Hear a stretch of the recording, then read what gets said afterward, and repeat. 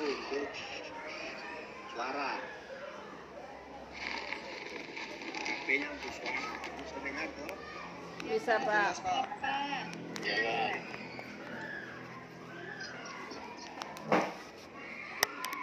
Itu bilang.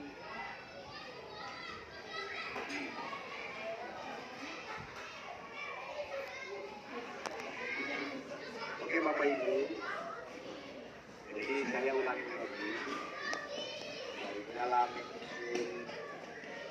rencana evaluasi dan rencana tindak lanjut, rencana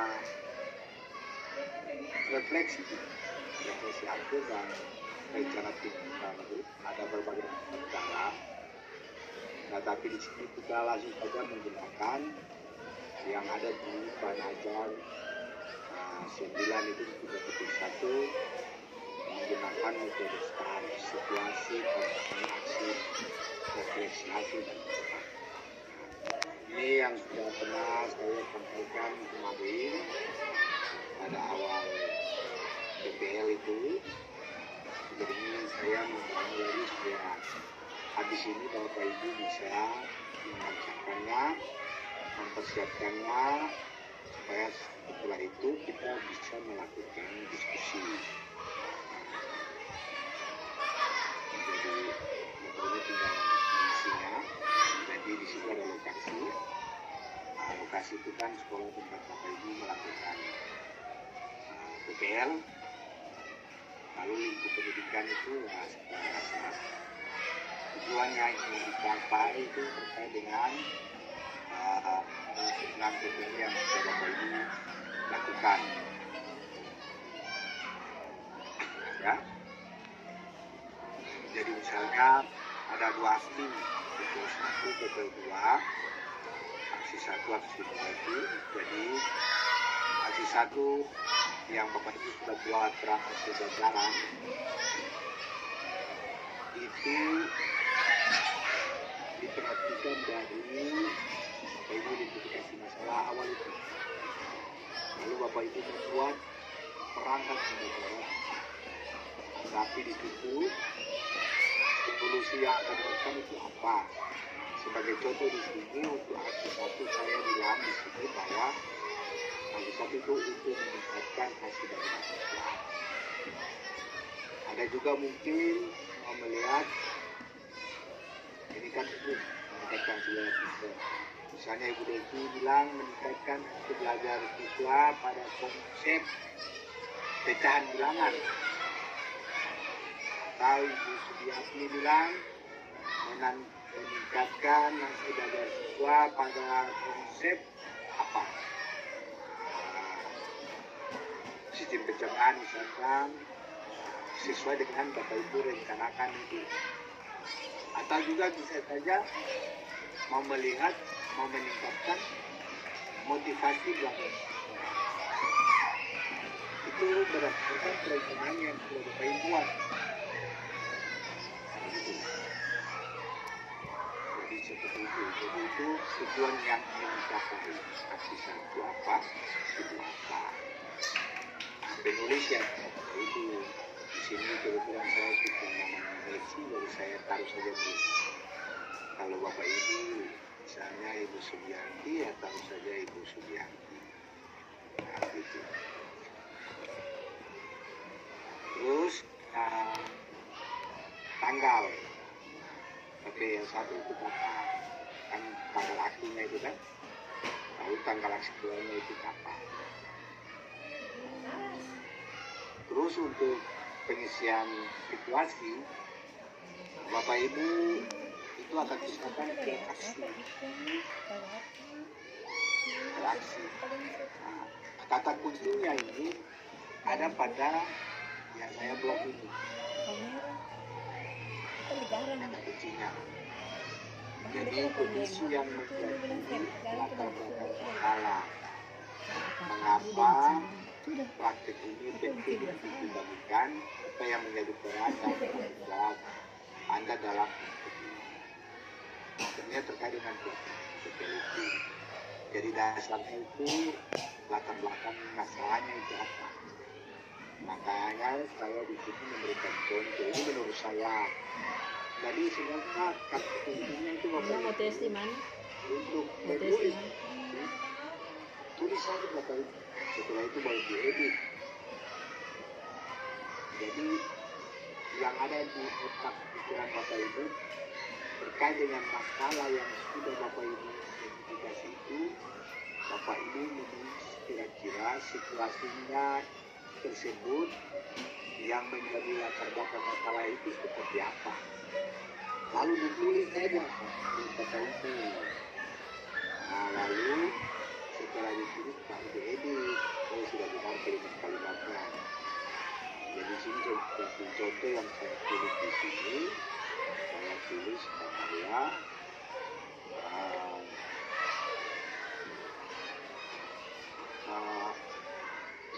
kondisi ini merah ini kan tidak perlu yang bisa kita dicontoh, jadi nanti kalau ditulis jangan untuk merah ini lagi dihilangkan.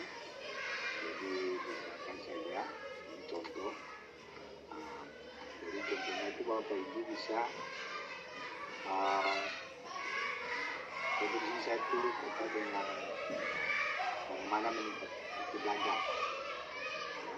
Latar belakang masalahnya untuk meningkatkan hasil belajar itu yang diceritakan proses yang Bapak Ibu lakukan itu.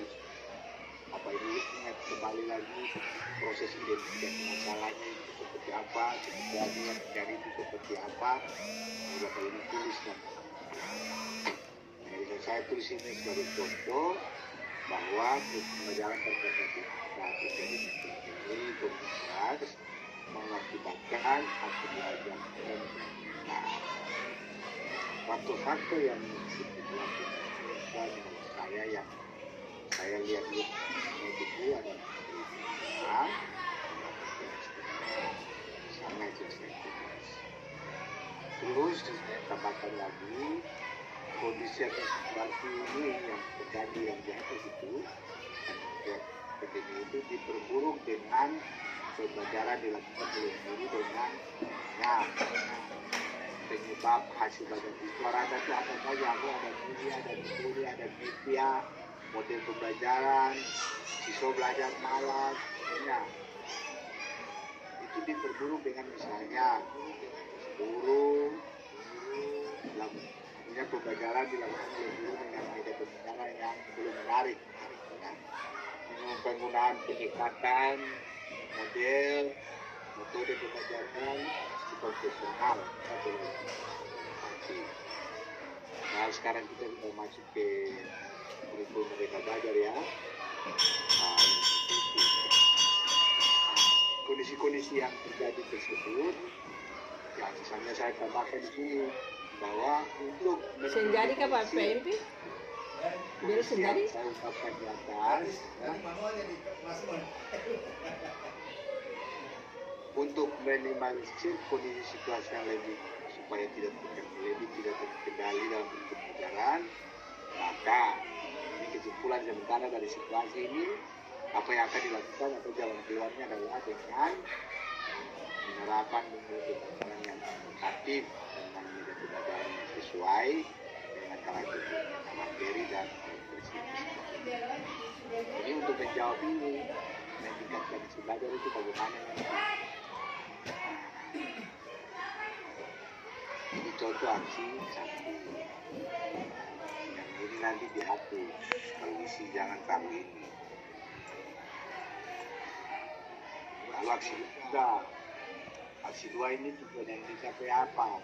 Misalnya yang itu kan meningkatkan hasil belajar siswa. Mungkin saja aksi dua meningkatkan motivasi belajar. Bisa saja meningkatkan tergantung dengan yang Bapak Ibu perhatikan di kondisi awal waktu Bapak Ibu identifikasi masalah itu. Solusi yang akan dilakukan itu apa? Kabel-kabel yang dulu ke sana tuh. Masih Pak. Masih menyimpan Pak. Simpan rapi, Ibu Devi simpan rapi itu. Ibu Memangnya juga simpan rapi. nggak tahu ya, jangan bilang Ibu Rika, tapi kemudian disimpan yang sudah dikerjakan itu. Terus setelah situasi, kan pakai metode setengah, setelah situasi kita masuk di tantangan. Untuk menulis tantangan, ya kata kuncinya diperhatikan di sini. Apa saja yang menjadi tantangan untuk mencapai tujuan tersebut? Siapa saja yang terlibat? Untuk mencapai tujuan tersebut, tujuannya ini. Tantangan apa saja untuk meningkatkan belajar? Tantangannya untuk meningkatkan belajar itu apa? Tapi di sini Bapak Ibu bagi lagi, karena itu aksi 1, ya Bapak Ibu, tantangan itu ditulis di aksi 1, aksi 2, untuk aksi 2 juga ditulis. Sebagai contoh yang sudah disampaikan, ini di dulu, setelah dilakukan identifikasi masalah dengan refleksi diri, kan ini mulai dari awal itu, wawancara kepada guru, kepala sekolah, pasca, serta diskusi dengan orang tua siswa, dan atau kunjungan ke rumah siswa, maka terdapat beberapa tantangan yang terkait dengan aksi belajar siswa yang mereka. Nah, tantangannya ini yang saya blokkan ini. Salah satunya siswa malas juga tidak bergairah dengan ini tantangan. Setelah itu mungkin itu berdasarkan, tapi juga mungkin ada tantangan yang dari sekolah, dari pihak sekolah. Ya, misalnya guru kurang berinovasi dalam kegiatan pembelajaran. Karena guru kurang berinovasi, ya siswa malas, tidak bergairah. Itu. Terus saya juga bilang, guru tidak menguasai keterampilan bahasa Indonesia dengan baik. Sehingga seperti contoh kemarin yang ada ini PPL, guru tinggal mengajar siswa duduk di atas meja misalnya. Ada seperti itu kemarin PPL kan waktu itu ya. Guru asik mengajar, duduk di atas meja. Nah, seperti itu. Itu berarti terkait dengan keterampilan bahasa mengajar, penguasaan kelas, bagaimana intonasi dalam memberikan tekanan, bagaimana melakukan pelajaran, melakukan kegiatan ini, ya itu keterampilan. Terus juga tantangan lain, guru tidak menggunakan media pembelajaran yang itu yang bikin siswa malas. Ada juga guru yang masih mengajar secara konvensional misalnya. Sekarang sudah PPACK, IPEK, guru masih pakai pendekatan belajar yang lain. Karena ini zamannya teknologi misalnya. Guru juga belum menggunakan metode edukatif yang dapat merangsang siswa dalam belajar seperti model pembelajaran PBL, PBL, atau model pembelajaran kolaboratif lainnya. Terus, Ibu, tulis tantangan-tantangan itu apa ya? Tantangan yang terjadi tersebut haruslah dapat ditanggulangi oleh guru dengan berbagai cara, seperti menerapkan pendekatan belajar verbal. Ini kalimat yang nanti dipersiapkan untuk aksi. Jadi kalimat ini yang dipersiapkan untuk aksi ini. Aksi yang ini. Nah, langkah-langkah apa yang dilakukan untuk di aksi ini, langkah-langkah apa yang harus dilakukan untuk menghadapi tantangan yang di atas. seperti apa yang digunakan, bagaimana prosesnya. Jadi ini saya gabungkan saja. Tetapi Bapak Ibu, ini gaya menulis saya. Contoh yang saya tulis ini gaya menulis saya. Agenda gaya menulis orang itu berbeda-beda.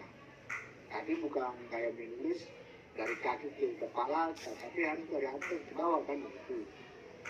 Jadi kita mengikuti cara kita menulis masing-masing. Jadi ini misalnya di bagian aksi, ya, karena ini kegiatannya ada dua, satu aksi dua, kita tulis dulu aksi satu. Aksi satu, tantangan yang sudah terungkap di atas harus dapat ditanggulangi atau diselesaikan oleh guru secara baik. Nah, strategi yang dapat dilakukan guru untuk menghadapi tantangan tersebut, misalnya tantangan yang ini, siswa malas dan tidak bergairah dalam belajar ini. Siswa malas ini yang mengakibatkan kita punya hasil belajar siswa rendah. Harus mau meningkatkan ini gitu. Untuk meningkatkan ini harus abaikan ini. Siswa malas ini harus bagaimana cari jalan keluarnya. Aksinya dilakukan ya seperti ini. Ya dalam proses pembelajaran, ya guru harus menggunakan pembelajaran yang menarik. Ini kan contoh menggunakan media pembelajaran yang menarik. Tapi media yang Bapak Ibu gunakan harus tulis media apa. Dalam perencanaan PPL aksi satu itu Bapak Ibu menggunakan media apa, pada konsep apa misalnya. Makanya saya bilang cara menulis kita berbeda-beda. Tetapi intinya yang penting inti dari setiap langkah pada cerita ini harus tercapai. Harus bisa terukur dan selesaikan. Nah, jadi misalnya Ibu Helvi, mari Ibu Helvi gunakan media apa dalam aksi satu? Kooperatif, Pak. Kooperatif. Model Ya. kooperatif. Ya. Medianya Media pembelajaran ya, Pak? ya. Konsepnya apa Permainan. itu? Ya. Berbentuk ini permainan, Pak.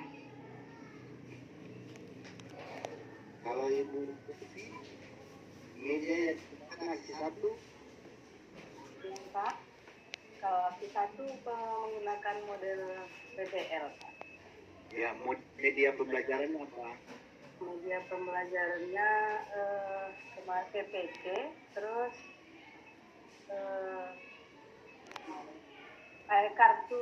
kartu negatif dan positif. Ya. Ya, Oke, jadi kalau misalnya Ibu Devi dan Bapak Ibu sekalian menulis aksi satu untuk menyelesaikan tantangan yang ada, misalnya ada pakai media, langsung saja ya nantinya menggunakan media apa itu ditulis. Ya. Jadi untuk menghadapi tantangan tersebut menggunakan ini kan saya tulis menggunakan media pembelajaran yang menarik.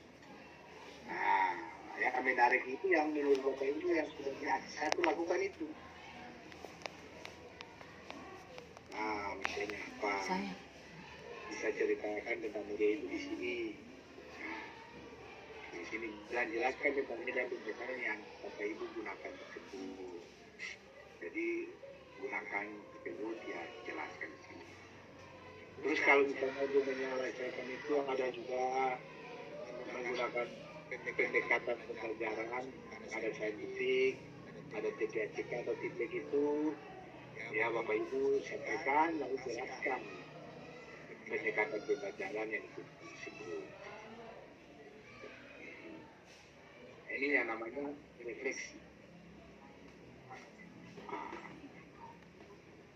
Terus kalau misalnya media itu bisa saja media yang berbeda dengan media yang berbasis PPK, ya bisa saja dimasukkan. Kan bisa saja ada orang yang medianya belum berbasis PPK, belum ada teknologi, pedagogik, ya, konsep dan knowledge misalnya belum ada. PPK itu kan itu. teknologi pedagogik, konsep dan knowledge. Misalnya media pembelajaran yang belum berbasis PPACK, ya berarti medianya yang lain, yang pada poin 1 misalnya. Tapi kalau sudah media pembelajaran berbasis PPACK, misalnya media pembelajaran interaktif itu, ya bisa dikatakan seperti itu, berarti tinggal jelaskan tentang media pembelajaran tersebut. Di aksi ini bagian aksi 1 itu seperti apa. Terus misalnya Bapak Ibu juga tantangannya untuk menghadapi strategi yang digunakan untuk menyelesaikan tentang menghadapi tantangan tersebut, menggunakan model pembelajaran. Misalnya PBL atau PJBL atau model lain ya juga nanti dijelaskan. Itu. Terus tantangannya ada karena guru dari sininya harus bisa menerapkan penilaian bersifat PONS, higher order thinking skill, begitu. Terus jelaskan juga tentang soal-soal yang Bapak Ibu gunakan tersebut. Ini yang disebut dengan refleksi. Dari refleksi itu apa yang sudah Bapak Ibu lakukan, tantangan apa yang Bapak Ibu hadapi dari proses yang sudah dilakukan, harapan ke depannya apa itu yang disebut dengan tindak lanjut. Dalam proses pembelajaran, kalau Bapak Ibu sudah terbiasa dengan ini, maka ke depannya itu agak mudah. Karena setiap hari Bapak Ibu berproses dan ternyata seperti itu. Harus saya rubah dengan cara ini. Rubahnya bagaimana supaya hasilnya bisa lebih baik. Itu namanya melakukan proses refleksi. Kalau saya dulu di S3 Bapak Ibu, selain nanti ada tugas-tugas, selain ada presentasi, ujian, kita tiap hari itu bikin jurnal belajar. Selama proses pembelajaran yang dilakukan di kelas itu harus direkam atau direkam dengan cara menulis atau direkam baru nanti diinterpretasikan dalam bentuk kalimat-kalimat. Setelah itu, setelah semester kita melakukan refleksi selama 14 kali pertemuan terkait dengan proses pembelajaran dilakukan selama tersebut. Kalau Bapak Ibu kan mudah saja nih toh, PPL saja. Jadi Bapak Ibu bisa tulis sudah dilakukan apa yang belum, tantangannya apa, nanti harapannya apa. Oke, aksi 1, nanti kalau aksi 2 tujuannya apa tinggal disesuaikan. Untuk refleksi hasil dan dampak ini, Bapak Ibu ceritakan saja. Dampak dari dampak dari pelaksanaan aksi 1 itu apa saja. Dan dari dampak itu, Bapak Ibu kan yang melakukan, Bapak Ibu juga tahu misalnya dari segi pemesan konsep sebanyak ya, dari segi penerapan model pembelajaran Bapak Ibu melakukan bagi-bagi hasilnya seperti apa. Rasa-rasa yang pintar Nanti terakhir Bapak Ibu dampak dari pelaksanaan ini seperti apa. Terus ditambah tindak lanjutnya itu seperti apa. Ada tindak lanjut itu berarti ke depannya bisa apa yang akan dilakukan untuk itu. Ya, jadi kata kuncinya di representasi dan dampak itu berarti Bapak Ibu bagaimana dampak dari aksi, langkah-langkah yang Bapak Ibu lakukan. Langkah-langkah itu apa? Langkah mulai dari pelaksanaan proses. Bapak Ibu mulai identifikasi terus istimewa di pelaksanaan perencanaan pembelajaran, pelaksanaan PPL, dan menuangkan hasil itu dalam bentuk refleksi. Menuangkan dalam bentuk refleksi ini yang mengikuti metode STAR ini. begitu.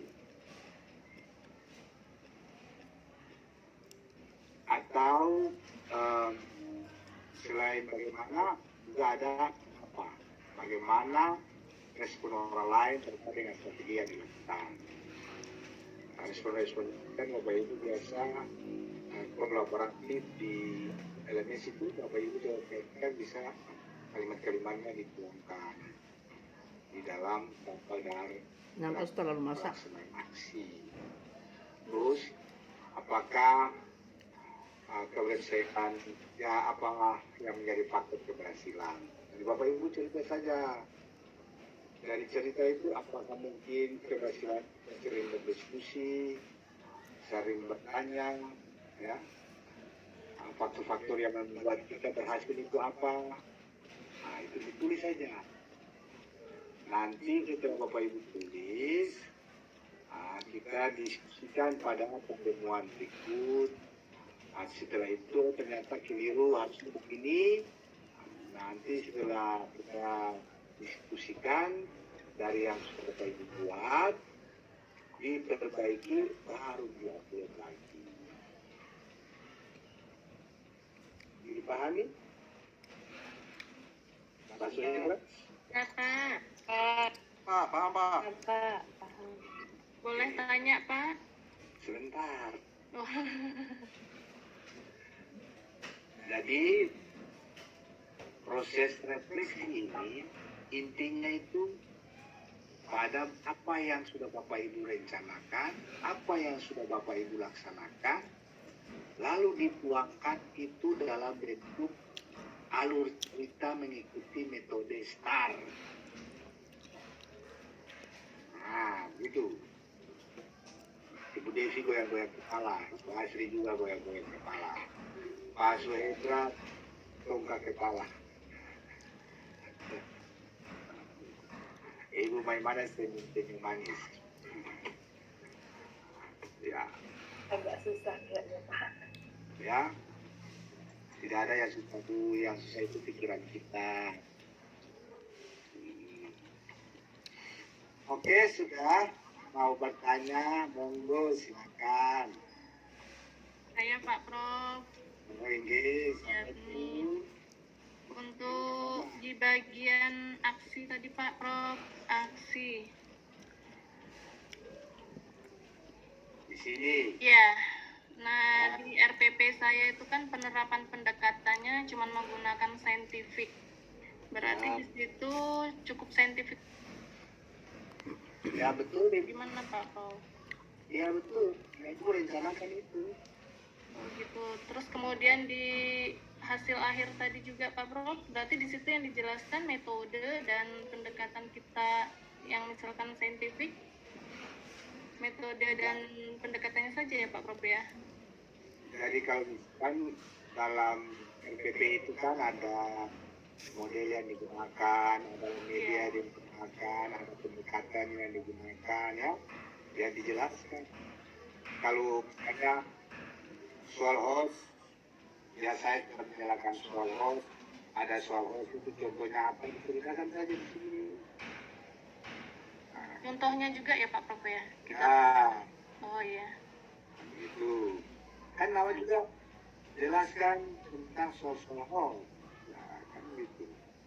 Apa yang sudah ada di RPP itu. Iya Pak Prof. Kemudian yang terakhir Pak Prof, Ya, silakan. bagian dampak apa tadi? Refleksi akhir, hasil akhir itu apakah kita harus menuliskan hasil? Misalkan saya juga tentang peningkatan hasil belajar siswa. Nah, itu kan misalkan pretest kemarin sekian siswa atau sekian persen tidak tuntas, atau kemudian setelah mengikuti post test kemudian ada peningkatan sekian persen siswa, apakah itu juga harus kita tulis Pak Bro?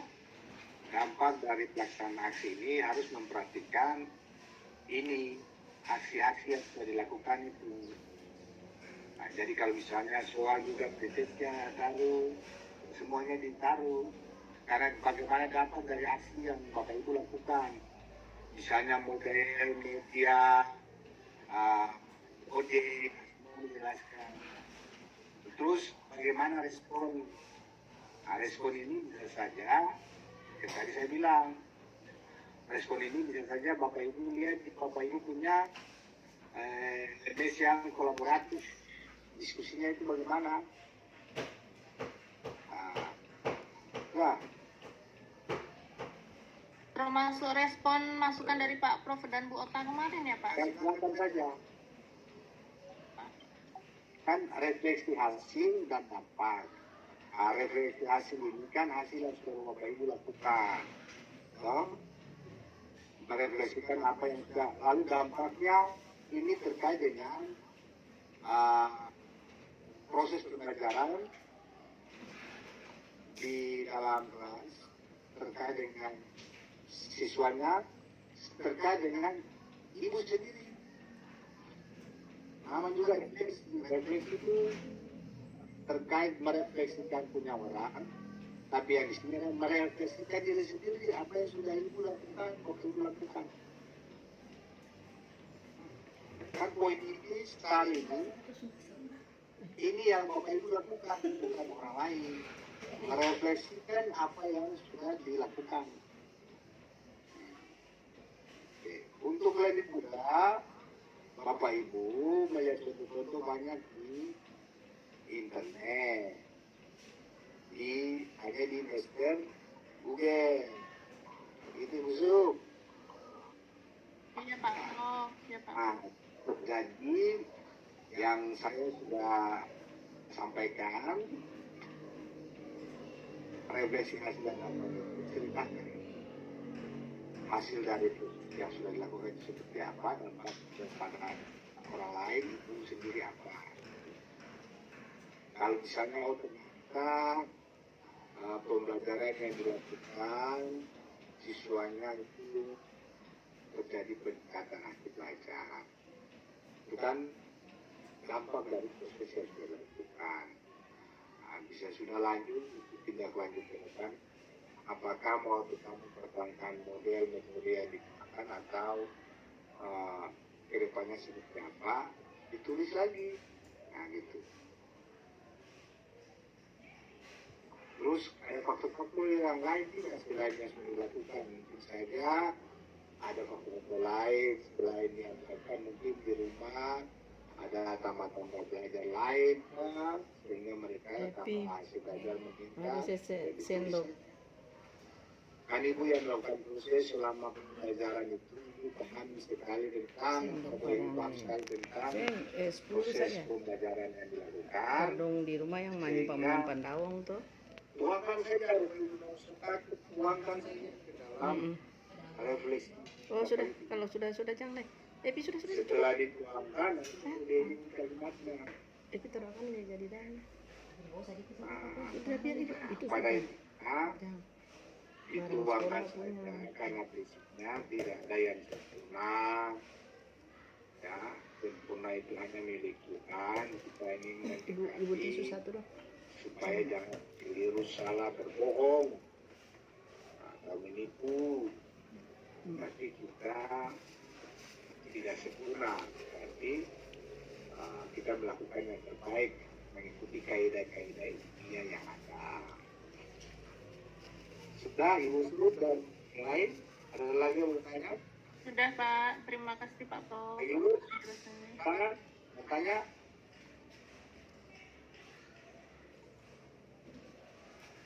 Ya Pak, terima kasih Pak atas waktunya Pak. Yang saya tanyakan dari tugas LK 331 ini Pak Mustafis ialah apakah bisa Pak ini benar-benar bentuk dokumen atau form ini kita jadikan komplikan jadi dua, misalnya kan rencana aksi satu kan khusus misalnya isinya semua rencana aksi satu mulai dari situasi, tantangan, aksi dan refleksi sama itu. Terus yang keduanya lain lagi misalnya dokumen kedua ini rencana aksi dua misalnya, apa harus dijadikan satu seperti ini? Bagusnya kita jadikan satu supaya kita mau lihat proses aksi satu, setelah itu kita lihat proses dua itu bagaimana. Bagusnya dijadikan satu. Halo, Pak Yunus dengar? Penyuruhnya yang keluar. Hilang dia, Pak. Dengarkan, Mungkin Pak. ya. Pak, nanti kami akan sampaikan Pak. Jadi dijadikan satu supaya kita lihat alur bisnisnya yang direncanakan dan sudah dilakukan selama ini bagaimana terkait tidak. Nah, begitu. Nah. Sudah ya Pak ya? Bapak Ibu ya? Siap, Pak. Bisa. Ya, Pak. Bapak Ibu yang lain. Berarti Pak Prof mohon izin nanti bisa share ke ini